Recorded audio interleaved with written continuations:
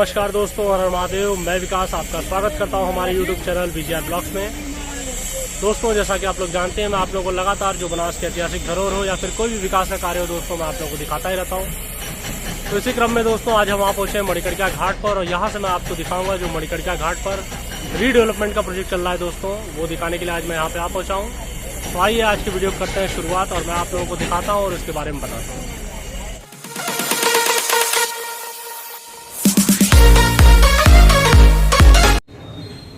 खेले मसाने में होरी दिगंबर, खेले मसाने में होरी, खेले मसाने में होरी दिगंबर, खेले मसाने में होरी। दोस्तों, आप लोग भी सोच रहे होंगे कि आज कैसा मैं गीत वीत गुनगुना रहा हूँ, ऐसा क्या कारण है। तो मित्रों, आप लोगों को बता दूं कि आज मन बहुत ही मेरा प्रसन्न है, क्योंकि मुझे कुछ ऐसी खबरें पता चल गई हैं जिसकी वजह से काफ़ी खुशी है। सबसे पहले तो मैं ये कहना चाहूँगा कि जो भी सज्जन लोग भगवान शिव में आस्था रखते हैं, वो उनके लिए दोस्तों निश्चित तौर पे मैं खुशखबरी लेकर आया हूँ। और जिन लोगों की आस्था भगवान शिव में ना हो या फिर उन्हें होली वगैरह के त्यौहार अच्छे न लगते हों, तो उनसे निवेदन रहेगा दोस्तों कि आप लोगों के लिए ये वीडियो नहीं है, तो आप चाहें तो दूसरा कोई वीडियो देख सकते हैं। तो अब दोस्तों मैं बात करता हूँ हमारे बाबा विश्वनाथ की नगरी वाराणसी से। मैं आप लोगों के लिए उपस्थित हो चुका हूँ, और आज मैं दोस्तों आप लोगों के लिए खुशखबरी लेकर आया हूँ कि हमारे वाराणसी में जो कि मसान की होली खेली जाती है, तो उसके संदर्भ में मैं आप लोगों को जानकारी देने के लिए आज उपस्थित हो चुका हूँ। और इस वक्त हूँ दोस्तों मैं मणिकर्णिका घाट के ब्लू लस्सी दुकान के सामने, और अब मैं यहाँ से निकल रहा हूँ और मणिकर्णिका घाट की तरफ दोस्तों आपको बढ़ रहा हूँ। तो आइए मैं आप लोगों को वो जानकारी देता हूँ जिसके लिए आप लोग इंतज़ार कर रहे हैं। मित्रों, आप लोगों को बता दूँ कि वाराणसी में लगभग 350 साल बाद कश्मीर की चिनार और अखरोट की लकड़ी से दोस्तों तैयार हुआ है हमारे बाबा विश्वनाथ का नया रजत सिंहासन। दोस्तों, रंगभरी एकादशी का जो महोत्सव है, जिसके लिए गठित शिवांजलि के माध्यम से कश्मीर के बाबा भक्त मनीष पंडित ने चिनार और अखरोट की लकड़ी से सिंहासन के लिए उपलब्ध कराई। श्री काशी विश्वनाथ रंगभरी एकादशी पर गौरा को नए रजत सिंहासन पर विदा कराकर कैलाश ले जाएंगे। बाबा की जो चल प्रतिमा की पालकी यात्रा के लिए महंत परिवार ने नया रजत सिंहासन तैयार कराया है। शनिवार को शाम को शिवांजलि की ओर से बाबा को नवनिर्मित रजत सिंहासन अर्पित किया गया। कश्मीर से मंगवाई गई लकड़ी से 350 साल बाद महंत परिवार ने बाबा का नया रजत सिंहासन बनवाया है दोस्तों। और रंगभरी एकादशी पर 14 मार्च को बाबा विश्वनाथ, माता पार्वती संग प्रथमेश की चल प्रतिमा की पालकी यात्रा नए रजत सिंहासन पर निकलेगी। दोस्तों, काशी विश्वनाथ मंदिर के पूर्व महंत डॉक्टर कुलपति तिवारी जी ने बताया है कि 2 वर्ष पूर्व विश्वनाथ मंदिर स्थित महंत का जो आवास था, उसका हिस्सा कॉरिडोर विस्तारीकरण के दौरान अचानक गिर जाने के कारण बाबा की जो रजत पालकी का सिंहासन था, वह शिवाला जो था वो क्षतिग्रस्त हो गया था। तो रंगभरी एकादशी महोत्सव के लिए गठित शिवांजलि के माध्यम से कश्मीर के बाबा भक्त मनीष पंडित ने चिनार और अखरोट की लकड़ी सिंहासन के लिए उपलब्ध कराई। काशी के जगतगंज निवासी जो काष्ठ शिल्पी हैं शशिधर प्रसाद जी पप्पू जी ने इस सिंहासन को नया आकार दिया है। सिंहासन को दशाश्वमेध के कारीगर अशोक कसेरा ने अपने परिवार के सदस्यों के साथ मिलकर तैयार किया है दोस्तों। और ख़ास बात यह है कि शशिधर प्रसाद और अशोक कसेरा दोनों ने ही बाबा का सिंहासन तैयार करने के एवज में कोई मेहनताना नहीं लिया है दोस्तों। इन लोगों का मैं भी बहुत बहुत धन्यवाद दूंगा। इन दोनों का कहना है कि बाबा की सेवा का अवसर जीवन में पहली बार मिला है, यह अपने आप में बहुत बड़ी उपलब्धि है।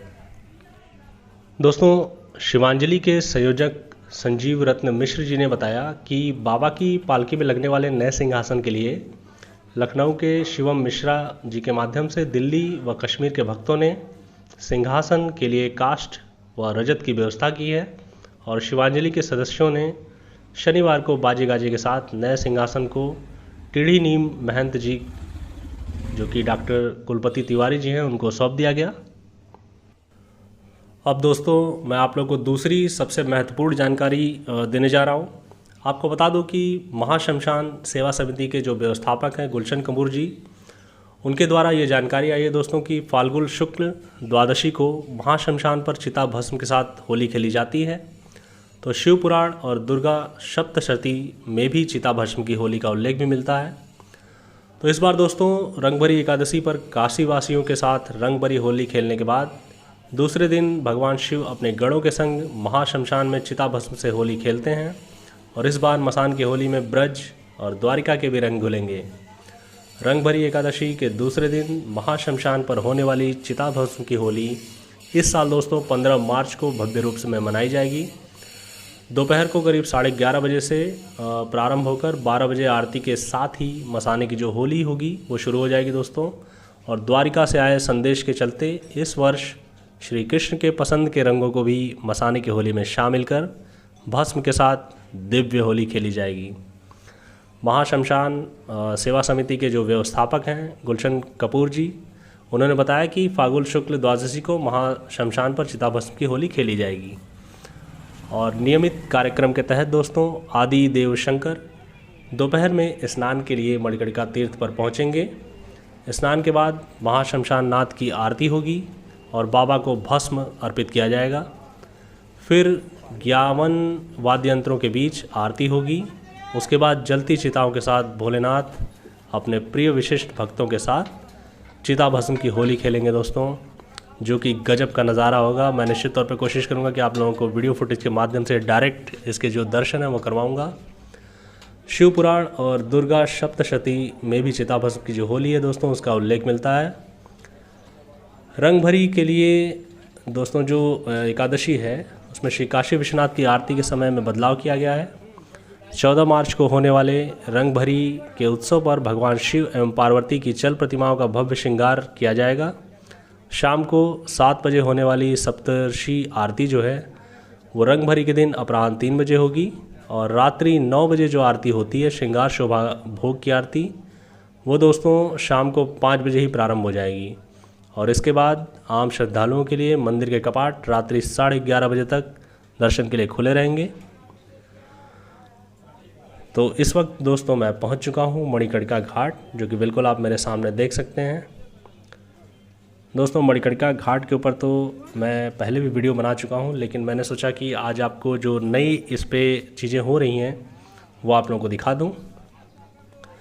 ये दोस्तों सामने जो आप मंदिर देख रहे हैं जिसकी ओर मैं अभी बढ़ रहा हूं, आइए आपको सामने से पहले दिखा देता हूं।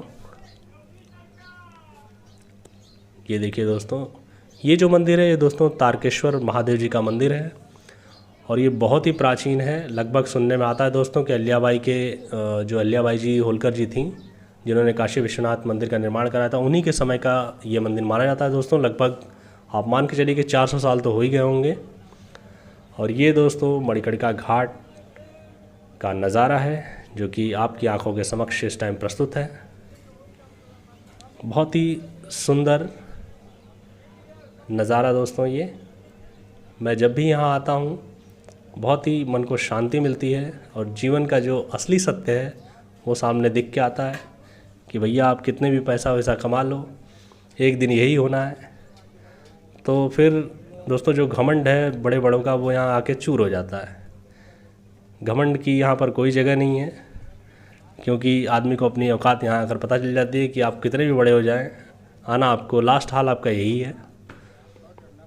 तो इसीलिए दोस्तों हम लोग ज़मीन पे ही रहते हैं, उड़ते नहीं हैं, क्योंकि उड़ने वालों का हाल तो यहाँ पता चल ही जाता है, तो हम क्यों उड़ेंगे। जो हमें सच्चाई पता ही है, जिसको सच्चाई दोस्तों नहीं पता होती वो अपने घमंड में रहते हैं। हाँ, ये कहूँगा दोस्तों कि बनारस में स्वैग है अपना, स्वैग अर्थात भौकाल। बनारसियों का अपना भौकाल है भैया। जब हमारे यहाँ के महादेव ही भौकाली हैं तो हम तो उनके गढ़ हैं, तो हमारा भौकाल तो रहेगा ही। तो अब दोस्तों मैं आ चुका हूँ आप लोग को ये प्रोजेक्ट दिखाने के लिए। ये देखिए मणिकर्णिका जो घाट है दोस्तों उसका नवनिर्माण कर दिया गया है। फ़िलहाल नीचे का इसलिए किया गया दोस्तों क्योंकि देखिए जो शव है वो यहाँ 24 घंटा जलते हैं। समय मतलब ऐसा नहीं हो सकता कि कभी ऐसा टाइम मिले जब शव दहन का कार्य न चल रहा हो। तो इसलिए सबसे प्रायोरिटी जो थी दोस्तों वो यहाँ पर इसको बनाना था, जो मतलब जहाँ पर शव दाह का कार्यक्रम हो सके। अब दोस्तों जो कंस्ट्रक्शन होगा ऐसा सुनने में आया है। इसका प्रोजेक्ट भी दोस्तों जो टेंडर कंपनी है उसके द्वारा जानकारी मिली है कि ये जो आप सामने बिल्डिंगें देख रहे हैं इनको रिकंस्ट्रक्ट किया जाएगा दोस्तों, और यहाँ पर हर तरह की जो फैसिलिटी है वो अवेलेबल कराई जाएगी। क्योंकि अभी क्या है कि मान लीजिए जो भी शवदाह के लिए लोग आते हैं तो कई तरह की जो सुविधाएं वो यहाँ पे नहीं है दोस्तों। और जब मान लीजिए कभी कोई भीड़ अगर बढ़ गई, ज़्यादा शवदाह होने लगे, तो उस परिस्थिति में दोस्तों बड़ी दिक्कत होती है। और सबसे अधिक दिक्कत होती है बरसात में, क्योंकि बरसात में दोस्तों यहाँ पे पूरा पानी भर जाता है, तो इसलिए बहुत प्रॉब्लम होती है। तो इसीलिए दोस्तों इसका रीडेवलपमेंट का प्रोजेक्ट चल रहा है। और श्री काशी विश्वनाथ का जो प्रोजेक्ट है वो कंप्लीट होने के बाद इसका जो इस बिल्डिंग का कंस्ट्रक्शन है दोस्तों वो शुरू हो जाएगा।